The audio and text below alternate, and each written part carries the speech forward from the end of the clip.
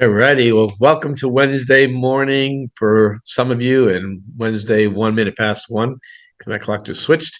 Mitch Ribak here with the Rockstar Real Estate Series, and one of the things I'm always trying to do is help people grow their businesses. For those of you that know me, that's literally what I live for these days.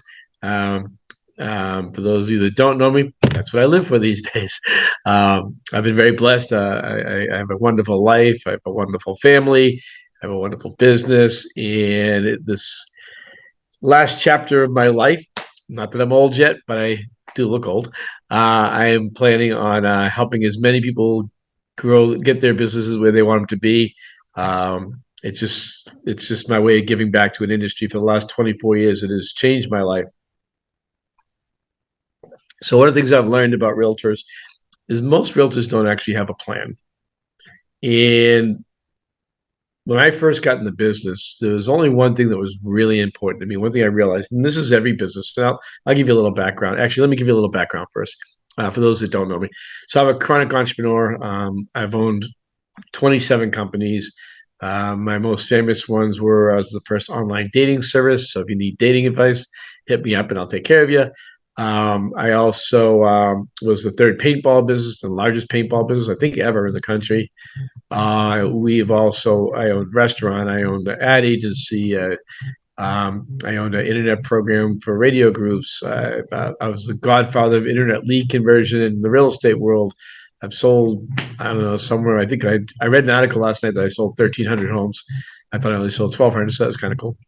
And anyway, so I'm a chronic entrepreneur. I currently own a property management company, a title company. I'm a growth leader in EXP with 2,100 agents, and and I have a coaching business. So I do this because I really want you to grow your business. Now we're going to give you 34 ways to generate leads here. Not all of them are going to be wow. Some of these are going to go yes, but I'm looking for you to find one or two that you can do. And I'm going to spend a little time on some and no time on some others. But they're usable. All these things are things either people I know have done or I have done myself. But keep in mind, the most important business you're in right now is the lead generation business. If you're not doing lead generation, you're not making money. It's that simple, right? So that's the one thing I knew. Everything is the same in every single business. Every business I've ever owned has one thing in common. You have to generate leads, and then they all have the same sales cycle. You generate leads, nurture leads, create a sale, and then create a customer for life. And I don't care what product you're selling in the world. Real estate happens to be my product today, but for 30 of my years, it wasn't my product. So, anyways, so today we're going to talk about 34 ways to generate leads. Find one or two that work for you, and let's go from there. All right. Let's see. My screen's not working right. That's not good. I just had this presentation made yesterday, so. All right, it's got a problem already. Hold on a second. I got to figure this out. Give me a second. Technology is wonderful when it works right, right?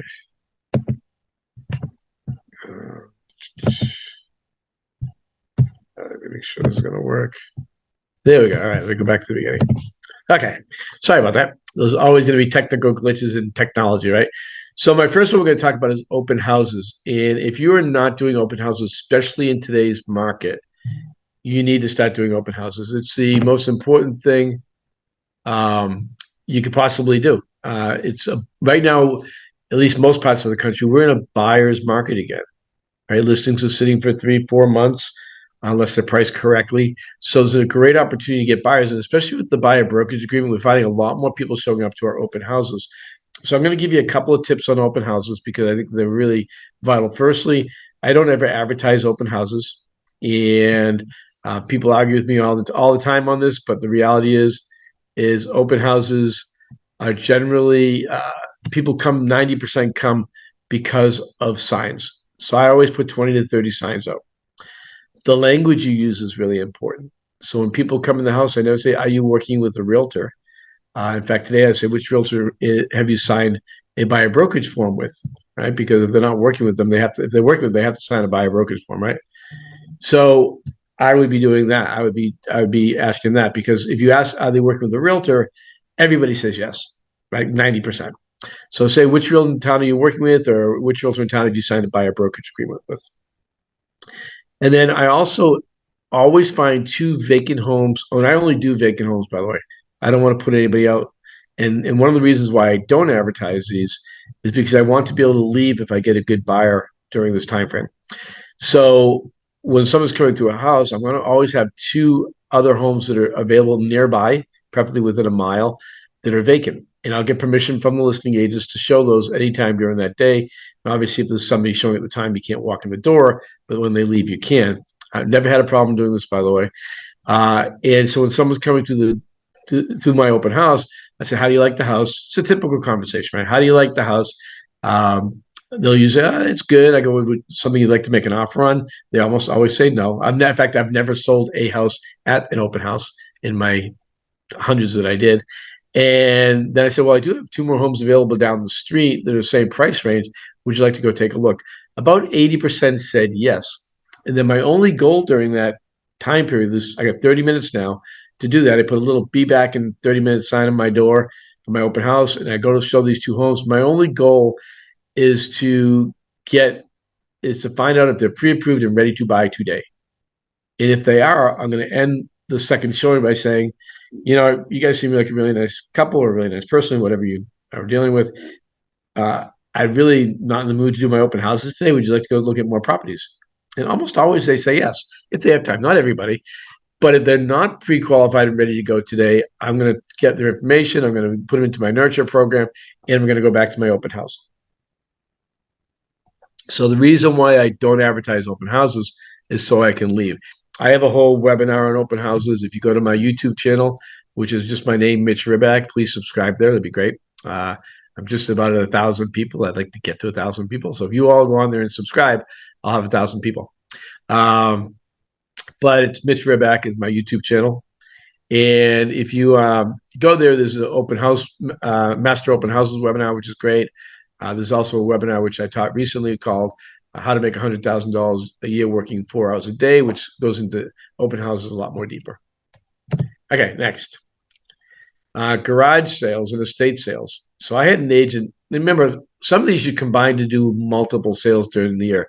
I had an agent that always did 8 to 10 transactions a year. And all he did was look for estate sales and garage sales. Estate sales, because they're going to have to sell a house at some point, most likely. Every estate sale I've ever been to, they're selling the house. And garage sales, the same thing. It's a great way to really master a neighborhood. So I would highly recommend going to garage sales and estate sales. Move-in parties. I used to love to do these. I did these a lot when I first started. Then as I got busier, I stopped doing them. But they're great. So if somebody moves in, buyer moves into the neighborhood, obviously with their permission, I give them about a week to get settled, and then I would do a move-in party in their driveway. I'd bring a grill, I'd bring a cooler with beer and wine and waters and sodas, and I'd have a big sign, welcome to the neighborhood. And I'd send a postcard to everybody in the neighborhood. And I always got 20, 30 people to show up to these things. And again, it's more people that I added to my database. So keep in mind, and we're going to talk about this on the last page of this presentation, it's all about building your database. The more people you build in your database, the more opportunities you have to sell. It's that simple, right? So sponsoring sports clubs, for instance, I always did sponsor school sports events. I was known as the $100 guy. I would always donate $100 to every sporting group that was out there. It got me involved with the community. I think it's very important as a realtor. It's one of the best parts of being a realtor is you get involved with the community, and it can be very, very affordable to do. Teaching classes at client offices. So if you have friends that own businesses, for instance, we have a friend that owns a very large company here in Brevard County. And again, I don't do this anymore because I don't sell houses, but we'd go in there and teach classes, and we'd teach them all the home buying process, the home selling process. And we'd always sell 1 or 2 or 3 homes every time I did it. And we'd always have like 30, 40 people show up to these classes. So great way to get in with places and doing that. Oops, I missed one.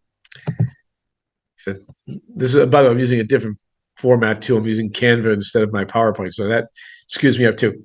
Farming. I'm going to talk about farming for a little bit. Farming is extremely awesome if you do it correctly. I'm going to give you a quick story on this. on how I know this. I personally have not done this, but a friend of mine has. Well, he's a friend now. He wasn't a friend when I met him. So, anyways, a quick story behind this. I had a guy buying a house sight unseen in Brevard County here where I live, in the Melbourne area, Suntree area of Melbourne. And when he said to me, he goes, I got to sell my home, but I'm going to call the neighborhood realtor. And I've had realtors call themselves the neighborhood realtors a million times, but I've never had a consumer say, I'm going to call the neighborhood realtor.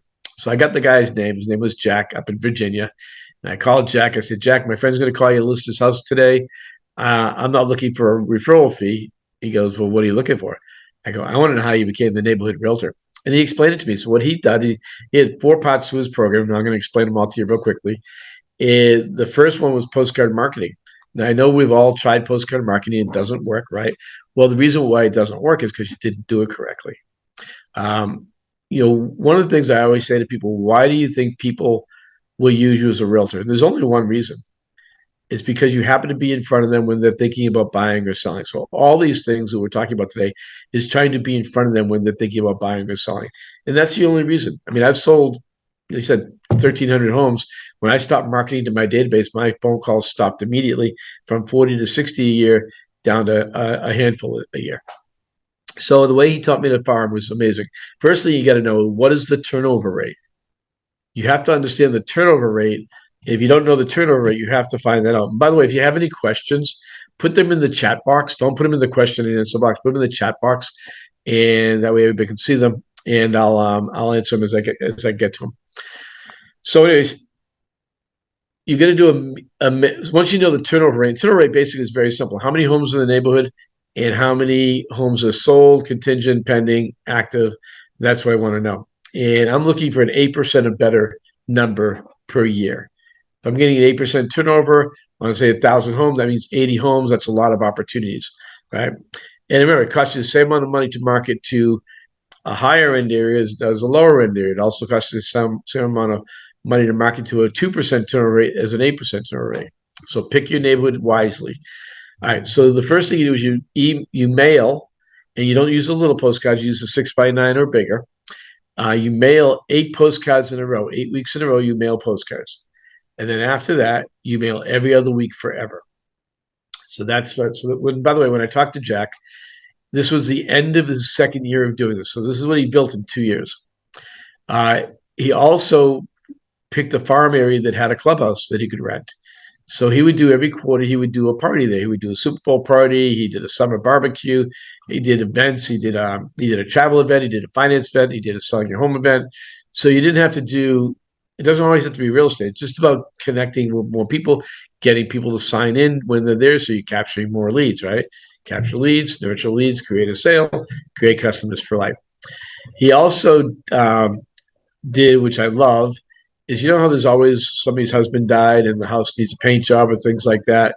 One of his postcard mailings would be, hey, Mrs. So-and-so's house needs a paint job at 555 Main Street. I'm looking for some volunteers to help me paint next weekend. And he said he's only had to do it twice in this 2-year period, but he got 10 to 15 people each time that he did that and painted the house in the weekend. Pretty amazing. And then finally, he got permission from the HOA to maintain the front entrance. He says there's a lot of flower beds. He goes, every weekend I'm out there. I'm just changing flower routes, waving to people as they come by. And that's what he did. So here's the numbers. Over those 2 years, and by the way, this is 12 years ago. So it's a lot cheaper. I'm sorry, 22 years ago. So it's a lot cheaper to do it now than it was 22 years ago because of the bulk mailing programs are cheaper now. Everything's cheaper now in that regard. At the end of 2 years, he paid $36,000, and we did not talk about buyer sales. We just talked about listings. He had received 50 listings in his first 2 years doing this in that neighborhood, earned himself the name, as my customer told me, it's the neighborhood realtor, and paid $36,000 in total, $18,000 a year in marketing expense. He brought in $750,000 in revenue from those sales. Average sale was $500,000 back then. Think about that. $36,000 investment, $750,000 in revenue. One of the challenges I think you all have, and I'm generalizing, of course, I'm sure several of you do this correctly, is you don't invest in your business. And if you really truly want to grow your business to a different level than you're at now, you have to invest it. I don't care if it's time or money or both, but you should be taking a portion of your commission checks and putting them into a marketing fund. When I started my business, I immediately took 30% for taxes, 30% for marketing, and I paid myself 40%. And that's how I built my marketing budget. I understand a lot of you guys don't have a lot of money to start, but farming done correctly is great. By the way, the first time I did a mailer, I sent out 700 postcards, and I sat there all excited because that's what I was told to do, and I didn't get a phone call, and I never did it again. And unfortunately, when I learned this, I was already selling 80 plus homes a year, so I didn't really need to do it anymore. But anyways, great marketing. All right, next. Networking groups. Okay. I'm a huge believer in being the leader. So this BNI, there's chamber groups, you can join all those, or you can start your own networking group, right? You all know electricians, plumbers, pool people, mortgage people, title people, lawyers. I can go on, right? We know people that do everything in our trade, contractors. There's a million people, right? Lawn care people. I think I read somewhere there's 165 different vendors in our real estate world that we can work with. Build your own network. And these days, where they used to meet in person, you don't have to meet in person anymore. You can do this all for free over Zoom. A friend of mine runs a BNI group. He's been trying to get me to join it forever, but I don't want to join somebody else's group. I want to be the leader.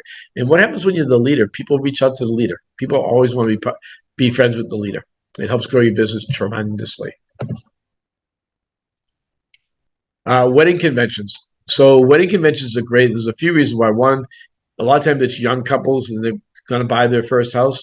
Secondly, it could be an older couple, meaning second marriage couples. Let's call them that, right? Not older. Second marriage couples, and they need to sell their two homes and buy another home. One of our agents has done wedding conventions for years and has done really, really well with them.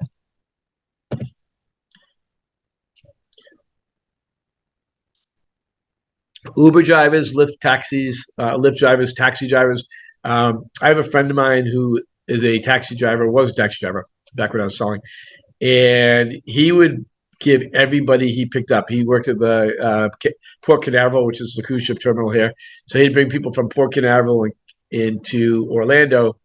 And, have you any interest in living here? And you go, you got to talk to my buddy Mitch. I can't tell you how many people called me from that. I don't remember. I didn't track it. But I get several phone calls. And again, I might have gotten 2 or 3 transactions a year from it, but it was 2 or 3 transactions I wouldn't have got. So if you have friends that drive Uber, or they drive Lyft, or they drive taxis, give them your cards, right? You should never have cards. You should be giving out your cards like every 5 seconds. They should be gone. Hotels. So if you live in an area where people vacation, and I know that's not everybody there, do staycations, right? That's what they're called, staycations. And my wife and I used to do this. We'd go to a hotel, we'd spend it on the beach at Cocoa Beach and hang out by the pool and hang out at the bar. And I'd meet all these people. And again, I didn't track how many homes I sold, but there were a couple of things. One, our weekend away, our staycation was a write-off. So it didn't cost us anything. And I always met people. And not everybody I had sales from, but they added to my database. Remember, the bigger your database, the more sales you get. So hotels are great. Financial planners. So if you know financial planners, they all know what's going on in their customers' lives. So become friends with them, right? I've got a few. My financial planner who I use has referred me 2 or 3 customers over the last few years. CPAs, same thing. CPAs know everything. And if you're in commercial, which I know there's a couple of commercial people on here, CPAs know everything going on their customers' businesses. Those are great people to know if you're a business broker. Commercial agents. Here's the one thing I learned about commercial agents. Commercial agents don't like to do residential. We just brought on a commercial agent, a friend of mine, into EXP this past week, and that was the first conversation. He goes, "Let's talk to all the real residential agents because I don't want to sell any homes. I don't do homes. I do commercial. So if you know a commercial agent, become friends with them. You can all do referral fees between each other." New home builders. So a couple of things with new home builders. One, that was one of the things that I did when I first started. I went to all the new home construction and became friends. I brought them cookies or donuts or whatever, and became friends with all the builder reps. for two reasons. One, builder reps, when they get a buyer that comes in and needs to sell a home, they can't list them. So at least most of them. So they have to refer them out. So I got several listings over the years from builder reps, but more importantly, when a customer of mine didn't listen to me and they went out to the builder without me, my reps would call me and say, "Hey, Mitch, so and so said they were, you were working with them, and I'm going to put you down as the realtor, so don't worry about it." And that I bet you that happened a dozen times in my years of selling houses. Right? Again, these not a lot of sales, but there's the ones or twos or threes, and you never know what they're going to be, right?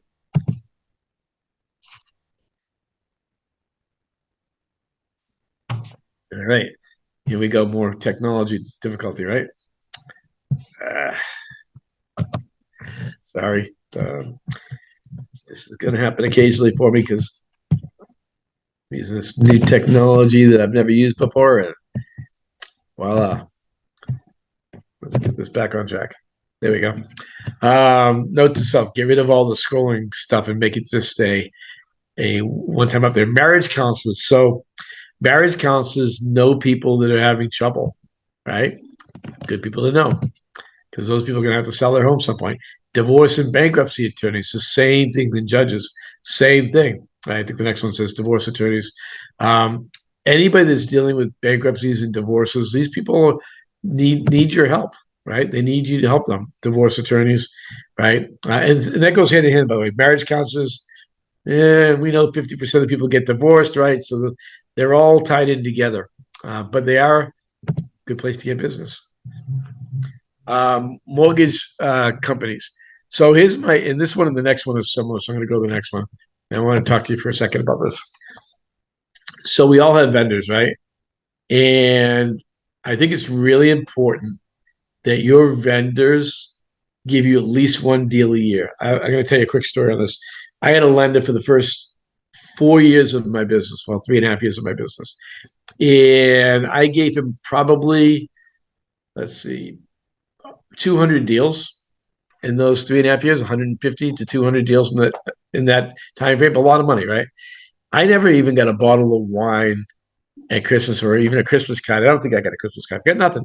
But I'm giving this guy hundreds of thousands of dollars and I got nothing. So I said to him one day, I said, I love using you, but you've got to give me at least a deal or two a year or I'm going to find another lender. He goes, well, I can't do that. I go, why can't you do that? He says, well, if I do that, then, I got to give it to other people. I go, has anybody else asked you?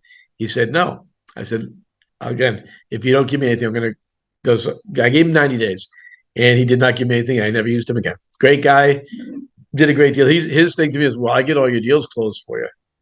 I go, wait, I'll get 1,000 lenders here in my area that can get all my deals close to me. So title companies, inspectors, appraisers, everybody that you work with, if you're giving them business, my pet peeve, and I hate that word pet peeve, by the way, in this business is it's one-sided. Everybody's after us to give them business, but what do they give you? Just because they do a great job isn't enough. You're doing an amazing job getting your customers, yet you're giving away they're not giving you anything. Right. And by the way, I talk to a lot of my successful friends and they make their customers do the same thing. They're vendors, not customers. Again, take a class, local classes that you're in. I think those are important. You meet more people. Of course, don't take a class. I mean, take your real estate classes, but take a class that's not going to have a bunch of realtors, but take a cooking class, take a whatever makes you happy. Play golf. Now, I'm going to tell you, when I first got into real estate, I did not know anybody here. So I knew my girlfriend, who's now my wife, and her mom. My girlfriend lived with me, so she wasn't buying anything. Her mom did the same house for 100 years, so she wasn't going anywhere. And so I decided to go and volunteer at the golf course. So if you're broke, like I was when I started in real estate, like a lot of us are, then you can volunteer at the golf course and play for $0 to $5. When I was doing it, was zero. And every day for my first 6 months I was in real estate, for 5 to 7 days a week, I would go play a round of golf. I'd go get out there at first tee time, and I get hooked up with another single or a twosome or a threesome. And here's the beauty of that: you spend the next 3 hours to 4 hours with those people. And of course, after 3 or 4 hours, how are you not going to love me, right? You have to love me. I mean, I'm so cute and fun. But the reality is, I built a solid business there. In fact, I still get calls. I had a sale about 6 months ago from a call from the golf course. I still play at that golf course. 24 years later, I'm still playing there every Saturday morning at 7 o'clock. So play golf, and golf could be tennis. It could be whatever makes you happy, but play places that you're with the person for a long time. Right? Join a tennis league, join a golf league. I love sports. So I joined a baseball league, right? And I sold every single person on my team. There's 15 of my at least sold a house or sold the house to them over time. Door knocking seems to be a lost art. But here's the thing with door knocking. Don't knock on the door, go knock, knock, knock. Hey, I'm Mitch. You want to sell your house? I'm the best realtor in the world. I've had people do that to me at my house. And it's like, really, what are you doing? Do something of value. So here's a couple of things you can do. One is look for an area that you want to be working in. And if you see a house has went under contract there, go around knocking on the door. Hey, did you see 555 Main Street went under contract? That was listed for 500 grand. There's a lot of buyers looking at this area right now. Do you know of anybody here looking to sell their home? You're giving them something of value. I would also give them a sheet of the activity sheet. So instead of sending out a monthly update sheet by email, which I would still do, but that's a whole other story, another class. But I would hand them a sheet with all the actives, pendings, and solds in the neighborhood and I would do that every month. I would find that neighborhood every month and go in there and knock down. And don't try to list their homes. Get to know them. It's not about, you're not going to very, very seldom. I'm not saying it can't happen. You're going to knock on a door and someone says, yeah, let's do it today. I mean, it happens. I know a girl who I trade who just done amazing with, that's her entire business is door knocking. And she does, 25 sales a year doing that. So she does a great job doing that. But do it with a purpose. Same thing. There's a group called Meetup. So what's your hobby? So for me, like I'm a guitar player. Now, I haven't done this, by the way, personally, because I don't have time or desire to do this at this point. I'm not looking to sell homes anymore. But whatever your hobby is join a group. It's called meetup.com. And you can go on there and search for different groups. Are you a horse person? Are you a biker? What do you like to do? There's groups in there for everything. If there's not groups in there, start one, right? I got to be the leader. All right, this is one of my favorite things, Starbucks.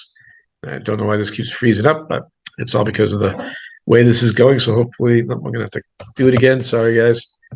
I have to beat my tech people for making this like this. Anyway, so I have an agent in California, and I cannot for the life of me remember who it was. It was a couple of years ago. But he taught me his strategy. He sits at Starbucks from Monday through Friday from 8 to 11 every Monday through Friday, except he's on vacation.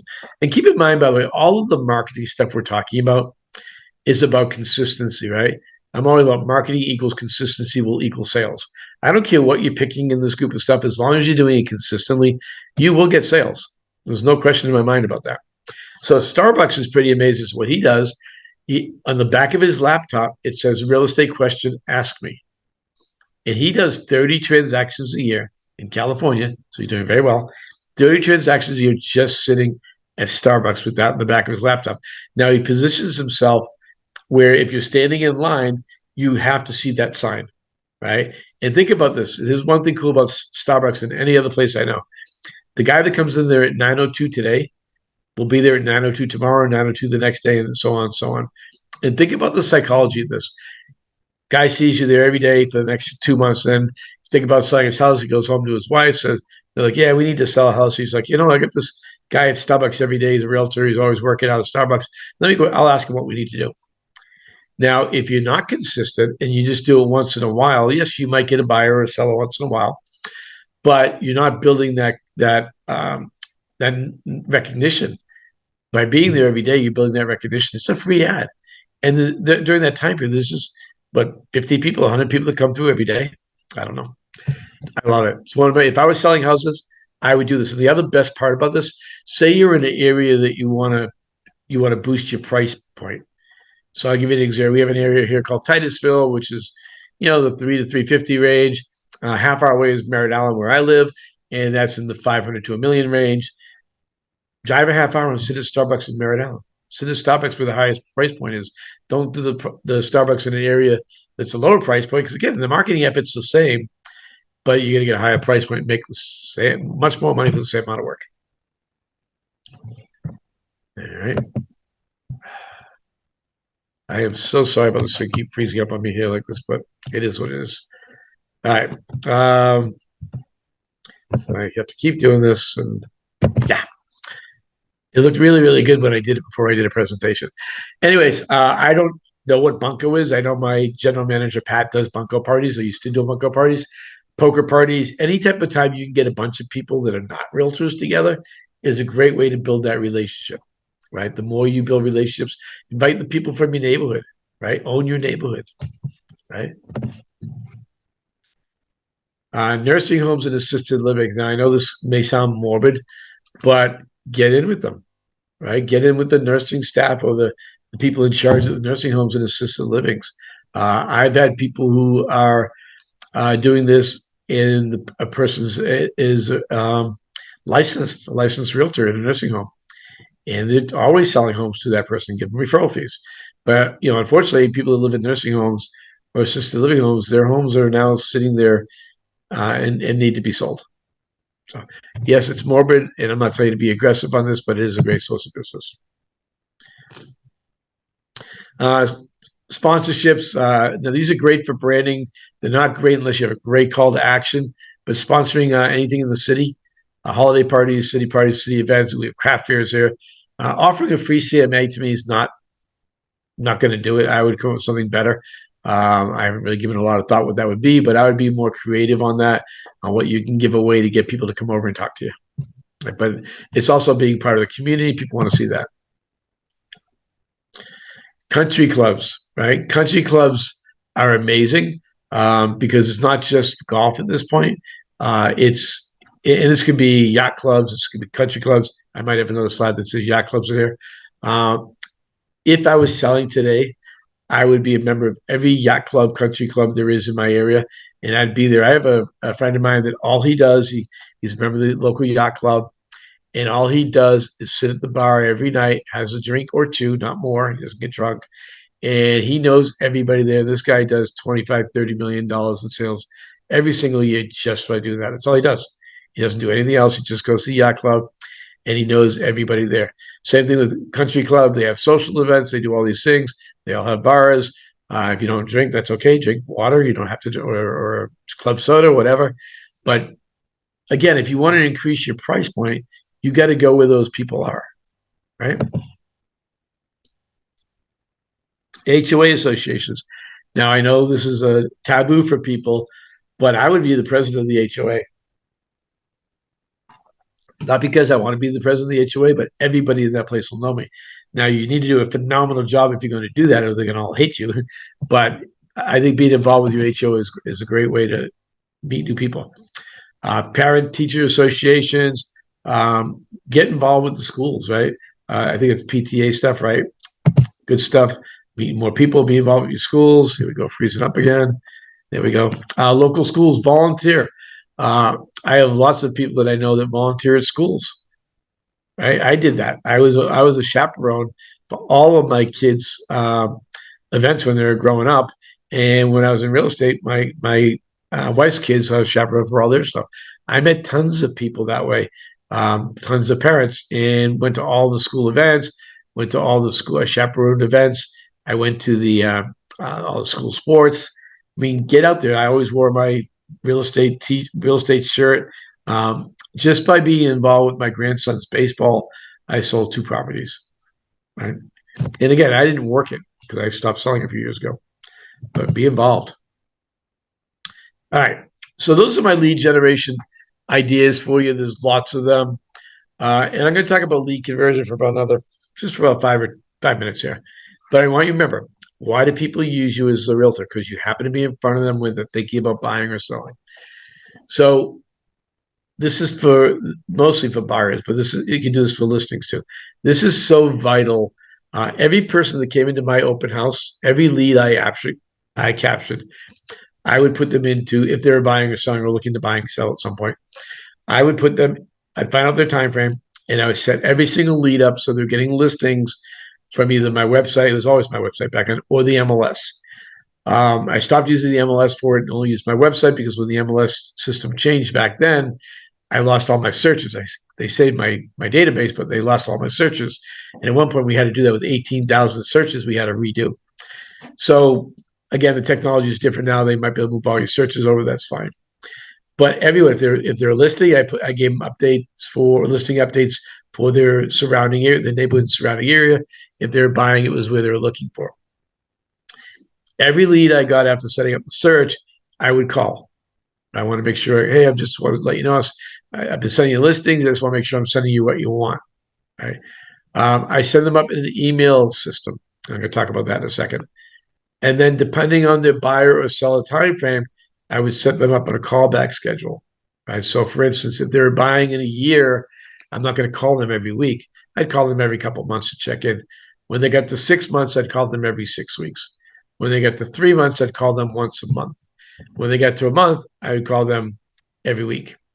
And that's really how I converted the amount of conversions I had. I mean, my numbers were phenomenal. Again, I sold 36 homes my first year, 50 my second, 80 my third, 80 my fourth, and then started my team. And even when I was running my team, I sold 80. And when I was running my brokerage, excuse me, I was still selling 25, 30 homes a year up until a few years ago when I finally decided to stop selling and really get into coaching and running my other businesses, which is more fun to me.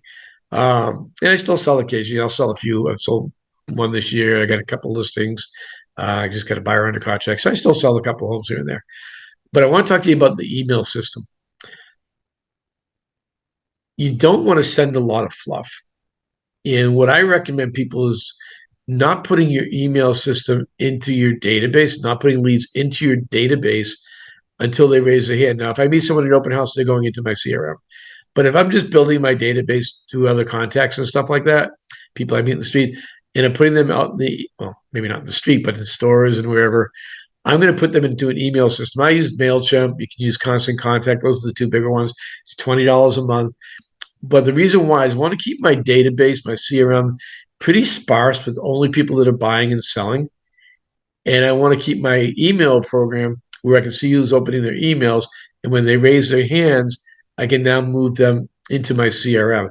So that keeps your CRM very clean. What we found over the years is that if your CRM gets too many leads in, you don't work it.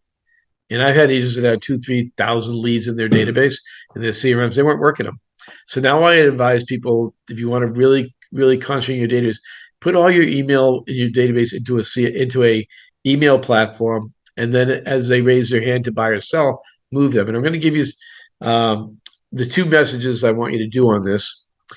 And in fact, if you email me, I'll send you the templates on this. My email it'll be on the next page. It's Mitch@MitchRealty.com. But I want you to just get rid of what you think about drip campaigns. And if you're setting them up on listing updates, they're getting those. That's great. But just go to a twice a month email. I'm not a fan of newsletters. I know a lot of people send them out. I'm not a fan. I don't think anybody reads them. I think they stop opening them. So what we tested over the years, what's really opened the most and what's the messaging going to look like? So the messaging is like this. On the first email that we send out, which is the middle of the month, we're going to send an email that is a market update. All right. And the market update is really every board sends them to you every month. It's what's going on in the market the previous month. So I'm going to say something to the effect of, one of the things I do with my friends and family is keep them updated in the local market. And then I'm going to copy and paste that in there. And then I'm going to end with this. As you know, as a realtor, I work by referral only, and I could really, really use your help. If you know someone looking to buy or sell a home, could you send me their contact info? That's email number one. Email number two is one of the fun things I get to do for my friends and family locally is keep them updated on the things, my top 10 things to do in Brevard County, wherever you are. And I would go online, I'd find 10 cool things, not your typical go to the zoo, go to the beach, 10 cool things to do. And I'll plug that. And that would go in the last couple of days of the month for the following month. So we're in March right now, the end of March. So if I was doing one today, it'd be for April. And what we found, those are getting between a 30 and 40% open rate, which is really, really high. And the reason why I like to use MailChimp or Constant Contact, you can see who's opening those up. We found if you send things once a week, except for listings, that doesn't count, then you're overdoing it. If you send things once a month, it's not enough. And the final thing I'll say about about the conversion process is when you're setting up their saved search, if they're buying in more than 90 days or more, set up the search more broad. What do I mean by that? If they're looking for a house for $400,000, set it up from 350 to 450. We're looking for 25 or more matches because we want them to get emails 2 or 3 times a week with new listings. Because let's face it, I remember sitting there the first day. I figured this stuff all out 20 years ago. And for those of you who don't know, I might have said it, I'm known as the godfather of internet lead conversion. So all of your CRMs out there, all of your websites are all based on the stuff I built over 20 years ago. And I remember sitting there, I had this database, and back then I was so sophisticated. I was using AOL address book. Yeah, Mr. Tech guy that built the first online dating service. And I was using AOL address, and I said, how do I get people to engage with all these people? I said, well, they're coming on my website to look at listings. Why don't I just set them up in listing updates? So the technology was brand new back then. We're talking, I want to say it was January 2002. So anyways, I started doing that and my phone started ringing. And then the only other drip campaign that was important that I'd send out once every couple of months is, hey, just checking in, making sure you're getting my listing updates. Remember, I can show you any homes in Brevard County. Sometimes you have to remind them of that because they don't know that. And every time I did that, I would get just inundated with responses. Anyway, so that's how you convert leads. And I don't care where the leads come from. I will give you one more tidbit of information. I'll open up for any questions, which I very seldom get any, but that's okay. Actually, I'll go to my contact info so you can have that. Your goal should be adding one lead per day to your email list. So how do you do that? And I'm going to give you how I did it. Everywhere I go, and I'm going to use Publix grocery store because that's where I did a lot of it. I've sold probably 3 dozen homes at Publix. Everywhere I go, I pick the longest line to go in. And the person in front of me, I'm going to say, hey, how's your day going today? And they're always going to say the exact same thing. There's a few exceptions here and there. They're going to say either it's good or it's great. And then they're going to say to you, how's your day going? And I'm going to say, well, I'm in the real estate business, kind of crazy right now. And they're going to go, oh, you're in the real estate business? How's the market? Every single time, right? Every single time. And I say, one of the things I do for my friends and family is I send them an email every month with our market updates. Would you like me to add to the list? I'm not going to say everybody, but I would say 80%. I didn't really check it back then. I'd say about 80% said yes. And that was how I built my database. I built it through open houses, internet, and trying to get at least one lead a day. And I want to give you numbers. These are really important numbers. Every contact you have, 7 out of 100 are going to buy or sell a home this year. So if you have 1,000 people in your database, that's 70 sales that are sitting there, right?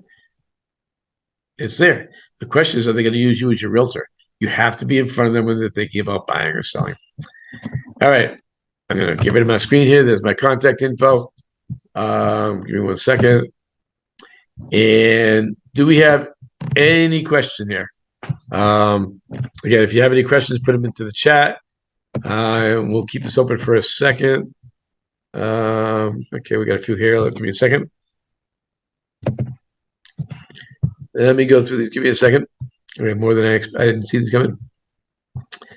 All right. Postcards, 8 weeks in a row. Yes. So postcards, you do 8 weeks in a row.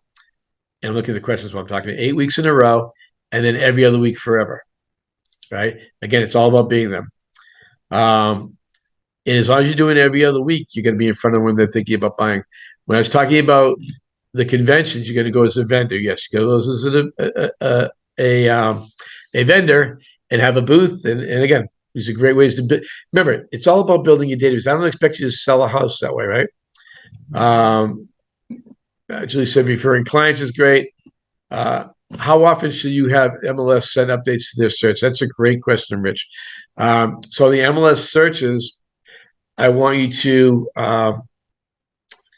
in this market, I want you to send them once a day. So in a hot market, we do ASAP, right? As soon as possible. But in this market, I want you to do once a day. Okay.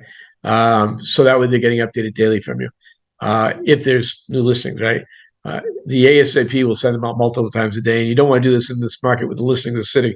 Now, if you're in a market that's still really hot, and I know we have a few of those around the country, do is on the ASAP model.